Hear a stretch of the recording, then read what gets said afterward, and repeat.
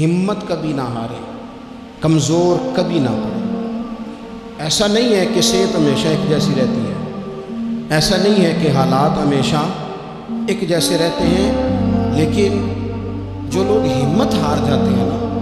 جو کمزور پڑ جاتے ہیں، یعنی ایک بندے کو ڈاکٹر نے کہا ہے کہ آپ کی رپورٹیں بتاتی ہیں کہ آپ بڑے سخت بیمار ہیں،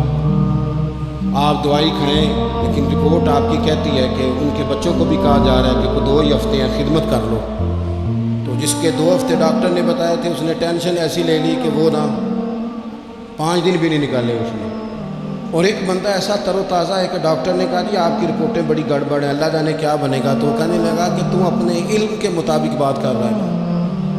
تو رپورٹیں دیکھ کے بات کر رہا ہے، ہونا تو وہ ہے جو میرا رب چاہے گا۔ آپ ہمت سے لگے رہتے ہیں نا، ہمت سے آپ جدوجہد کرتے رہتے ہیں، کوشش، لیکن شرط یہ ہے کہ آپ نا بات مایوسی کی کوئی نہ کریں، آپ آگے بڑھیں، آپ کوشش کریں، آپ کے جذبے ماند نہ پڑیں، آپ خوشی کے ساتھ، توانائی کے ساتھ، اچھی اچھی باتیں سوچ کر، ذہن مثبت بنا کر، بار بار اچھے پہلو زندگی کے سوچ کر آگے بڑھیں۔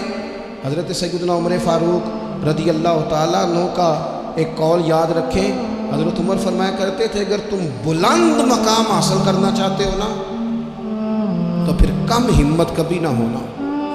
پھر ہمت نہ تمہاری ٹوٹنے پائے، حالات اوپر نیچے ہو جائیں گے، کبھی کبھی دھوپ چھاؤں کا سامنا کرنا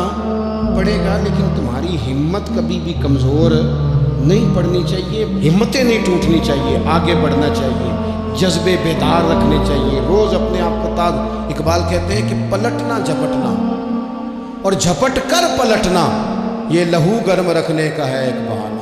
بس تو لگا رہے، تو کوشش کرتا رہے، تو ہمت کرتا رہے۔